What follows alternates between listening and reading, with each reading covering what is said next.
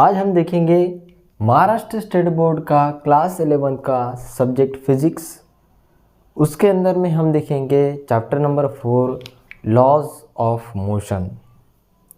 तो सभी को पता है कि मोशन क्या होता है। एक होता है मोशन और एक होता है स्टेशनरी ऑब्जेक्ट। मतलब ये हुआ कि कोई ऑब्जेक्ट है, there is no change in its position. Okay, there is no change in its position, तो उसके हम बोलेंगे object is at stationary. Object is at stationary. Stationary का मतलब है कि स्टैटिक्स। स्टैटिक्स बोले तो स्टेशनरी। स्टेशनरी का मतलब वो नहीं जो दुकानों में मिलता है। स्टेशनरी का मतलब होता है कोई भी ऑब्जेक्ट एक जगह पे स्टेबल हो। स्टेबल हम उसे बोलेंगे that one object at the rest position. क्या बोलेंगे? Rest position. अब अगर हमें देखना है कि मोशन क्या होता है, तो मोशन का मतलब होता है सिंपल वर्ड के अंदर में कोई भी ऑब्जेक्ट का चेंज इन इट्स डिस्टेंस या फिर पोजीशन। मतलब ये, अगर कोई ऑब्जेक्ट है यहाँ पर या फिर पर्सन है, अगर वो यहाँ से यहाँ पर उसका जो पोजीशन है चेंज हुआ फ्रॉम ए पोजीशन से बी पोजीशन, तो ये जो हुआ हमारा मोशन या फिर कोई भी ऑब्जेक्ट का मोशन। मोशन का कंसेप्ट सबसे आसान कहने का मतलब ये है कि कोई भी चीज़ अगर उसका पोजीशन चेंज करती हो तो उसे हम बोलेंगे the object is in motion. For example, अगर कोई बस है, कार है, जो भी है, अगर वो स्टेबल है एक जगह पे, तो दैट वन हम उसे बोलेंगे कि भाई वो जो कार है वो स्टेशनरी है, रेस्ट पोजीशन पे है। ठीक है। अगर वो मूव हो रही है दैट वन कोई डायरेक्शन के अंदर, इसका मतलब ये हुआ उसका पोजीशन ए से बी तक गया या फिर ए से पोजीशन बी पर गया, तो इसका मतलब ये हुआ there is change in position of car.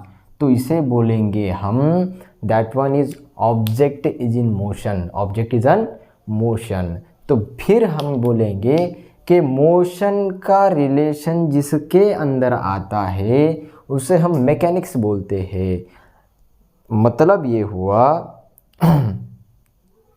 Mechanics एक तरह का एक ब्रांच है फिजिक्स का, जिसके अंदर में हम मोशन का स्टडी करते हैं। Mechanics is a branch of physics that deals with the motions. क्या बोलेंगे? Deals with the motion. अगर कोई भी चीज़ के अंदर में अगर मोशन आता है, इसका मतलब ये हुआ वो एक तरह से मैकेनिक्स का पार्ट है। तो हम बोलेंगे कि मोशन मतलब क्या होता है? Any object having change in its position, that one called the object is in motion. तो मोशन का मतलब ये तो क्लियर हो गया। तो अब हम देखेंगे कि मैकेनिक्स क्या होता है। मैकेनिक्स के अंदर में हम ये बोलेंगे मैकेनिक्स जो है एक ब्रांच है किसका? फिजिक्स का। तो फिजिक्स का एक ब्रांच है जो डील करता है, स्टडी करता है किसका? मोशन का। किसका? मोशन का। तो मतलब ये हुआ कि mechanics is a branch of physics that deals with the motion of an object या फिर पार्टिकल, कुछ भी होगा, वॉट एवर में भी। तो हम देखेंगे there are two branches, basically two branch होते हैं मैकेनिक्स के। टू ब्रांचेस, एक होता है कि स्टैटिक्स और एक होता है कि काइनेटिक्स। स्टैटिक्स के अंदर में हम ये बोलेंगे कि कोई भी object that one rest position पे हो और उस पर कोई बैलेंस्ड फोर्स एक्ट कर रहा।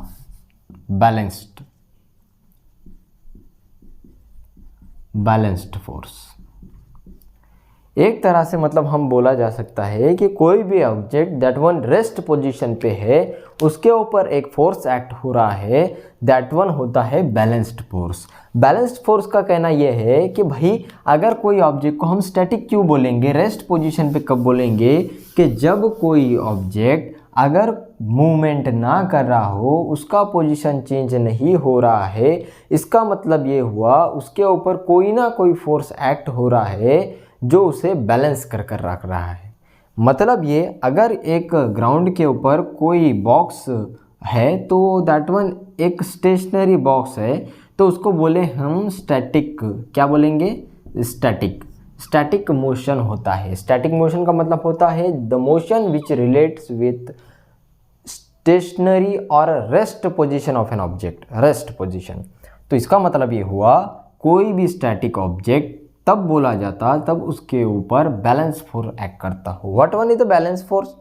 बैलेंस फोर्स वो होता है जो कि अगर कोई दो फोर्सेस या फिर मेनी फोर्सेस, कोई भी फोर्सेस हो, एक्ट होते हैं कोई ऑब्जेक्ट के ऊपर, उसके वजह से उसके अगेंस्ट में कोई दूसरा फोर्स उसको अपोज करता है मोशन के लिए, तो दैट वन उस ऑब्जेक्ट को रेस्ट पोजीशन पे रखने के लिए कोई फोर्स एक्टिव होते हैं जो एक दूसरे को बैलेंस करते हैं। दैट वन यहाँ अगर बोलूँ मैं इस बॉक्स के ऊपर और ये बॉक्स के नीचे की ओर, यहाँ पर आपको पता है कोई भी बॉक्स जब ग्राउंड पे रखते हैं तो उसके ऊपर हमारा जो ग्रेविटी होता है, ग्रेविटेशनल फोर्स होता है, वो एक्ट होता है। Gravitational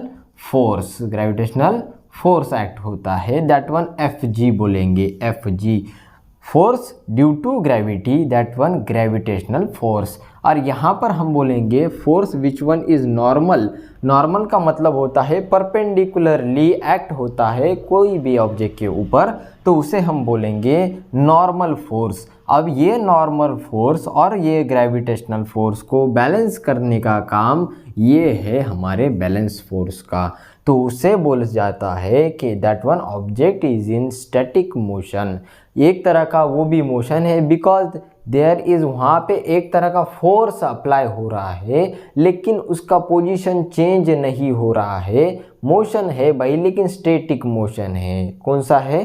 static motion. हमें पता है कि force is equal to mass time acceleration. मतलब ये होता है अगर आप फोर्स अप्लाई कर रहे हैं किसी मास के ऊपर तो ऑब्वियसली उसने एक्सीलरेशन परफॉर्म करना चाहिए। इसका मतलब ये हुआ वहाँ पर उसका वेलोसिटी चेंज होना चाहिए with respect to time.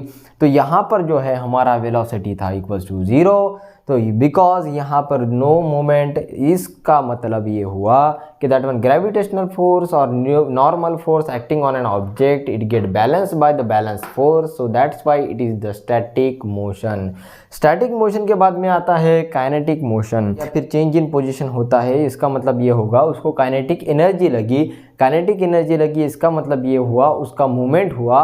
Movement होने के बाद में एक पोजीशन से ऑब्जेक्ट दूसरे पोजीशन पे जाता है, दैट वन इसका मतलब ये हुआ कि वो जो ऑब्जेक्ट है वो मोशन परफॉर्म कर रहा है।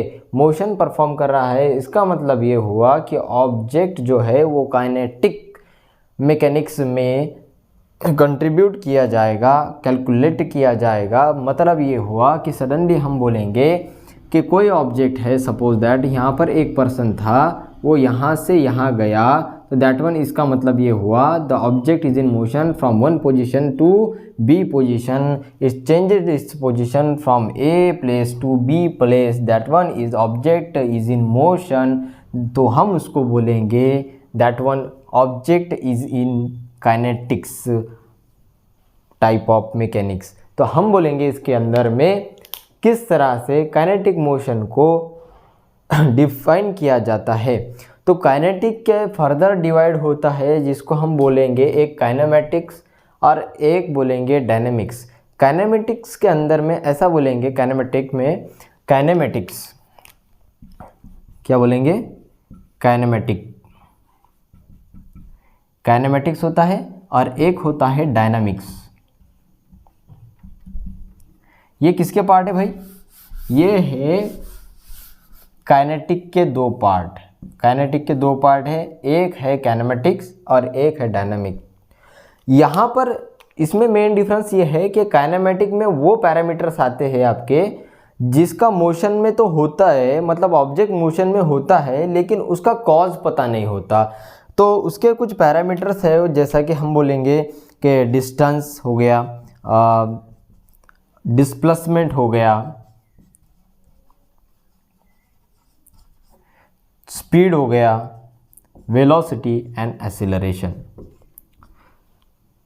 मतलब ये हुआ काइनेमेटिक एक ऐसी ब्रांच है काइनेटिक्स की जिसके अंदर में मोशन तो होता है ऑब्जेक्ट का, दैट वन हम बोलेंगे कि motion of an object without considering it's cause या फिर विदाउट इट्स कॉज।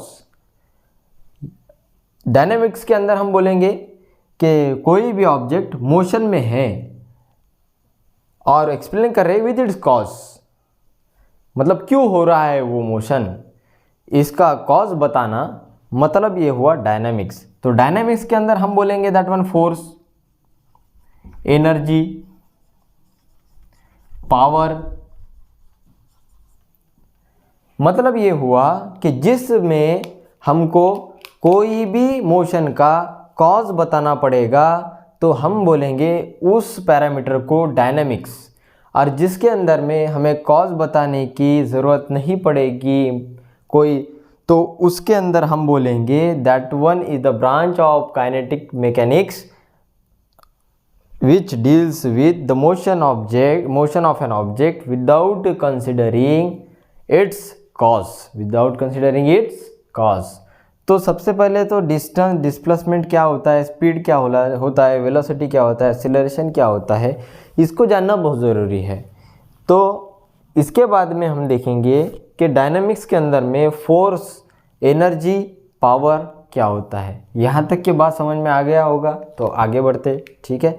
आप स्क्रीनशॉट ले लीजिए।